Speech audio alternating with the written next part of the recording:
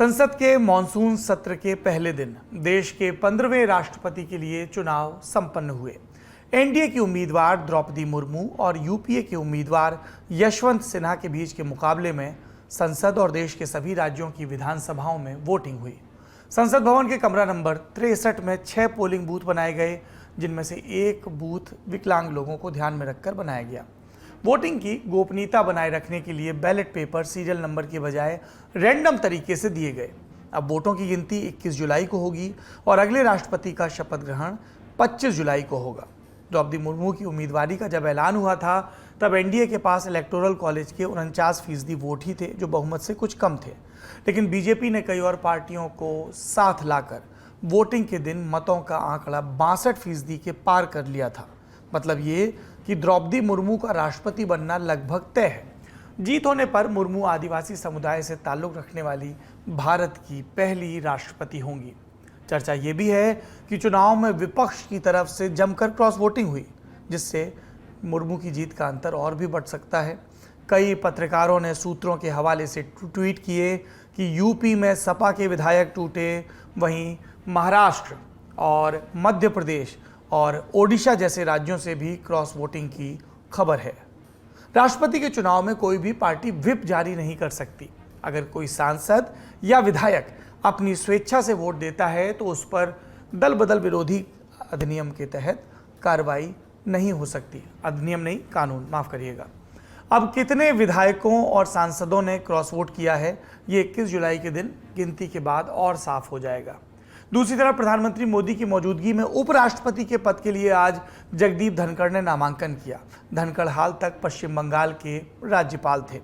चूंकि नामांकन form PM Modi ने अपने हाथों से जमा किया, तो नामांकन की तस्वीर वायरल हुई और फिर इसे रिट्वीट करते हुए कांग्रेस के सांसद जयराम रमेश ने पूछा, कैंडिडेट कौन है?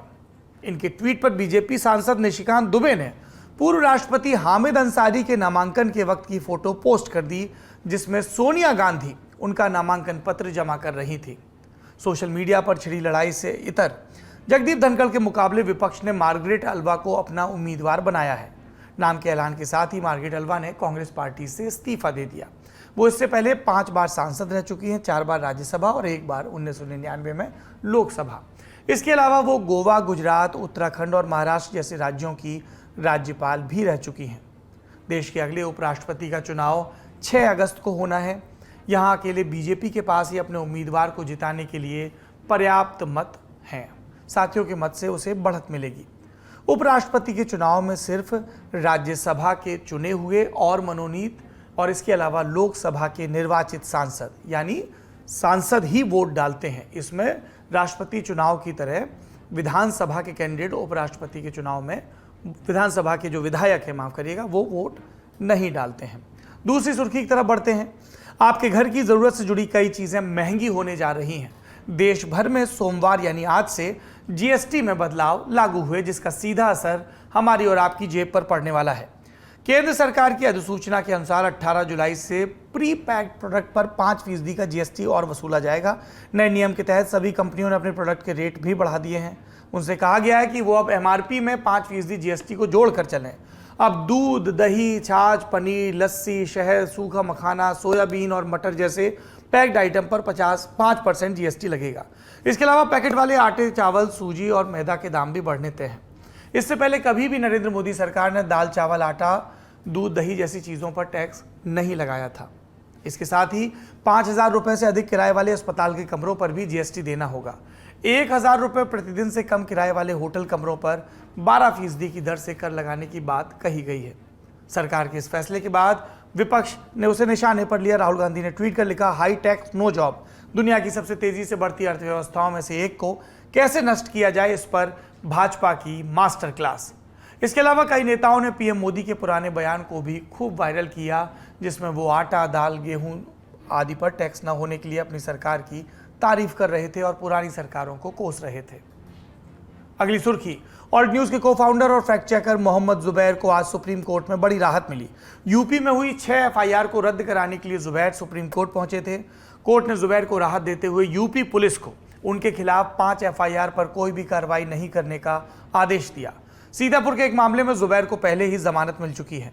इस मामले में सुप्रीम कोर्ट ने सख्त टिप्पणी करते हुए कहा कि जुबैर को जब एक मामले में अंतरिम जमानत मिलती है तो किसी और मामले में गिरफ्तार कर लिया जाता है।